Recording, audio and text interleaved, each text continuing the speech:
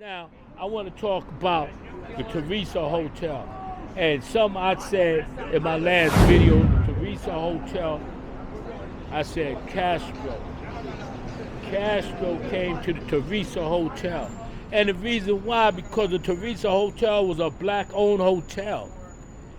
The Teresa Hotel was accepting black folks in there when they wasn't allowing black folks downtown in the hotels. And it was a big nightlife. Teresa Hotel used to host a black nightlife with black people coming up there, a lot of black celebrities, a lot of black high-powered people from the Harlem Renaissance was up there. Duke Ellington and all them dudes was coming through. And I never knew this. See what I'm saying? That was a place where the black people go when we wasn't accepted downtown. They didn't want to let us, they ain't want to let us come downtown. They ain't want to let us come downtown. They ain't want to let us come downtown, but now we downtown. We all around. They couldn't stop that, man, because they didn't follow the process. The process, it had to happen. The process had to happen because if you really know why, the reason why black people was in slavery, I'm going to hit you to some, God put us in slavery because we didn't obey the laws. We didn't obey the laws. And to prove to y'all that why God put us in slavery, when the white man took over everything, right, here in North America, everywhere, they didn't know shit. We had to teach them. We had to teach them facts, history books, facts. You understand what I'm saying? But we just punished. We was punished. See what I'm saying? But now everything is all good. Nigga, we moving up. It's like, come on up. We moving on up. We moving on up. You understand what I'm saying? Like the Jefferson. We moving on up. So, you know. And then Small's Paradise was another place where a black person owned. Black people, when they wasn't allowed to come to the clubs downtown, we was there. And that Superfly movie, that's where that nigga Scatter was at, talking to Superfly.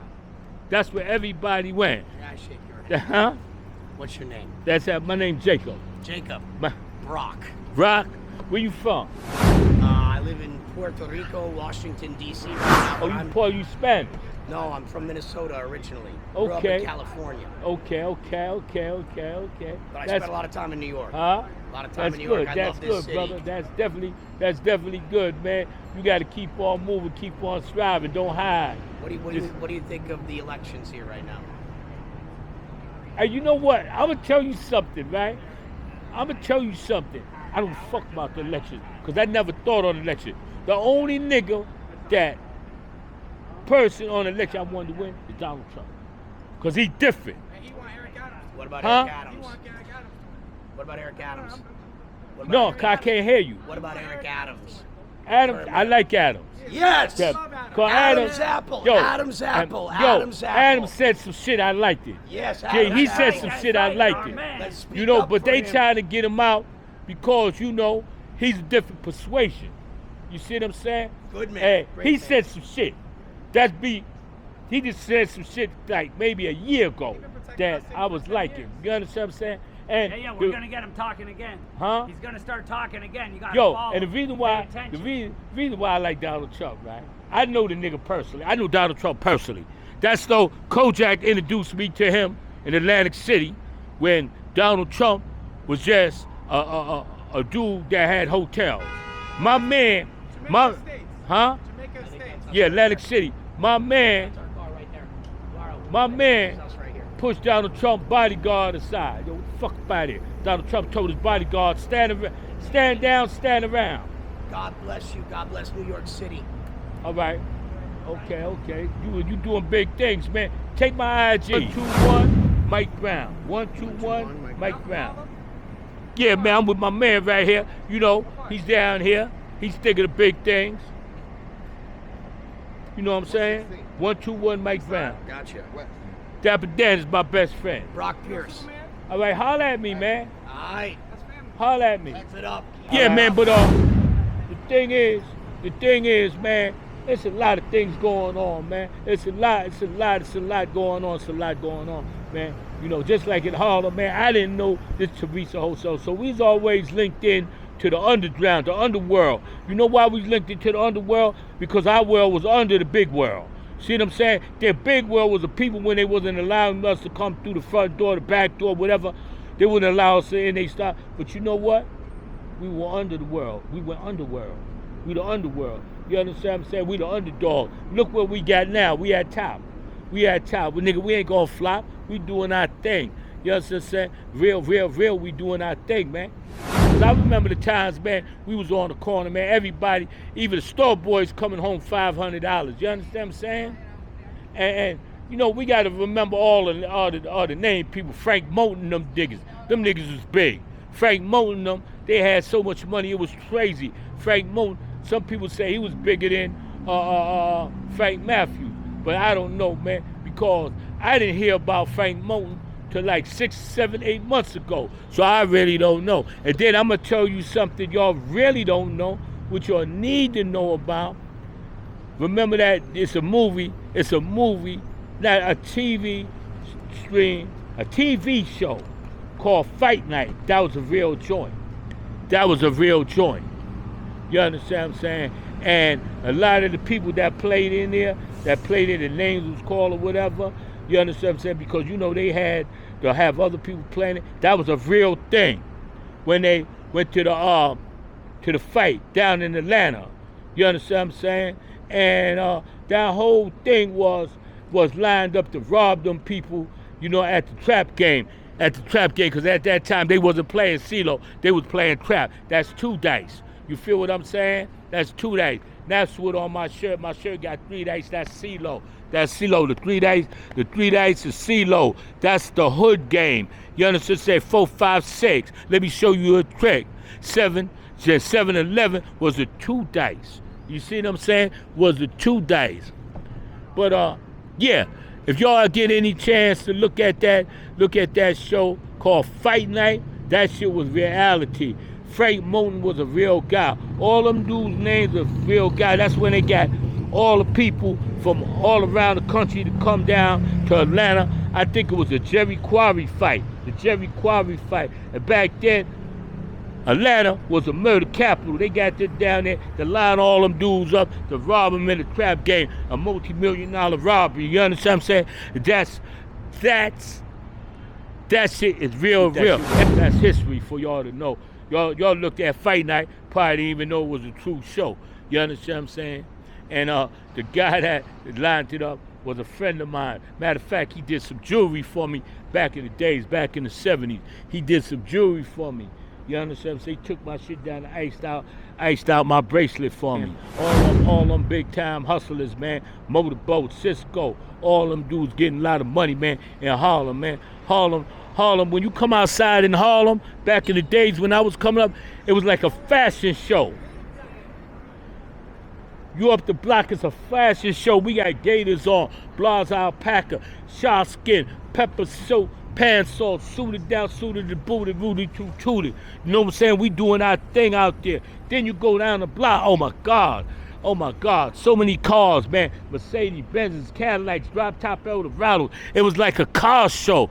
It was like you going to a show. It's like you going to Madison Square Garden when you came in 116th Street. Niggas was so fly. You see what I'm saying? You thinking it's stopping more people coming in with their cars from different blocks. Pulling up. Niggas like, yo, what's up, what's going on? Yeah, nigga, we down here, we doing our thing. Niggas huddle up, talk their little business, go in the pool room. We had a pool room. Where everybody used to shoot pool at. In 116th Street, Ellington 7. Niggas playing 9-ball. Niggas playing 8-ball, 5,000 a head. 1,000, 2,000, 3,000 a head. Man, we was getting mad paper, man, in Harlem, man. And a lot of dudes who was getting that paper was very smart. They wasn't dumb. You know, Harlem people is not dumb. A lot of old timers is not dumb, because we had that education. We done went to school and everything, but you know, the crisis of life put us in a certain category where we had to carry out that category, meaning sell drugs, shoot dice, scam, con, and do what we do. And then some people fell victim. They fell victim to the drugs. They fell victim to the drugs because they couldn't handle the pressure of life. That's what I was telling the lady today about my book. In my book, you understand? Certain people couldn't handle that pressure, so they fall victim. They fall victim.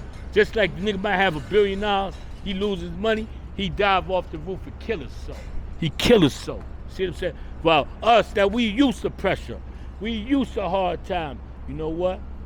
At the same time, with the hard time, nigga, we strong. Hard times are like good times. Because if we didn't see a hard time, we wouldn't understand a good time. You see what I'm saying? Without understanding a good time, you can't understand a hard time. Without a hard time, you can't understand a good time. You understand what I'm saying? And we basically went through that shit all our life. We've been coming up like that. We gotta talk about Uptown, man, where we got all the big crack. You understand what I'm saying? The big crack. We gotta talk about them dudes who getting money on 132nd Street. You understand what I'm saying? A lot of them dudes I done ran across, I done ran with, I done hung with. You understand what I'm saying? I done did my thing with. Feel me? You know? So, hey, it was like Lil Scotty out of 32nd Street. Scotty used to walk on the back of his alligator shoes, man. Lil Scotty dead now, man. You know what I'm saying? Lil Scotty's the one that put a nigga on. Lil Scotty out of 32nd Street. You understand what I'm saying? Niggas had bag full of that thing. Bag full of drugs. You understand what I'm saying? Here, take that, man. Get back to me. You understand what I'm saying? Get back to me when you get ready. Matter of fact, man, I'll holler at you later. Keep it going. When you finish doing what you doing, you come back and pay him his money, man. Lil Scotty, man. Lil Scotty Waddy, man. I want to big up to our shot of Shakur, man. Rest in peace, sister. You understand what I'm saying? You ain't never get caught. You got up out of that place. You understand what I'm saying? You got up out of that place, went to Cuba, Castro, Che Rivera, them niggas okayed it for you to stay there. You understand what I'm saying? Put you under the wing, kept you under the wing. You understand what I'm saying? And it was just like that. It was good. It was good. It was good work y'all was doing. You understand what I'm saying? Rest in peace and shout out Shakur, man. You know what I'm saying? The Black Panthers, you from the 123rd Street chapter of the Black Panthers on 7th Avenue, 123rd Street. You understand what I'm saying? Yeah, man, I used to go through there. My uncle, my cousin them was Panthers, man. And in order to be a Panther, you have to write an essay from the book from Frantz Fanon called The Wretched of the Earth. You had to write an essay about that book. You had to read that book and write an essay about that book. You understand what I'm saying? It was mandatory if you were gonna be a Panther, you had to read the book and write an essay. You understand what I'm saying? Yeah, of course, man. And it's a lot of dudes, man. There's a lot of dudes uptown, man, was getting money, man. They getting money in the number business, man. The number business was big too, man. You understand what I'm saying? Uptown, 45th Street, niggas had the big track where niggas was gambling, niggas was coming from all over, man. My man Marshall owned the big track and all that. Then you had black bars and everything. Nigga, we was self-sustained. You understand what I'm saying? We was self-sustained, we was taking care of ourselves. That's why they wanted to break up segregation so they could destroy our thing, what was going on, because we were doing better in segregation than now. You understand what I'm saying? And we find up doing the circle, working for the same people that we work for in the motherfucking cotton fields. You understand? Just a bigger cotton field. You feel what I'm saying? This is a bigger cotton field. So I'm just saying what I'm saying, man. You know, I'm just giving y'all jewels y'all could use, man. You know, y'all got to go back to the book. Shada Shakur got an autobiography out. Y'all need to go rush and go to Amazon or wherever to get that and read about her, man. You understand what I'm saying? It's all good, man. It's all good, man.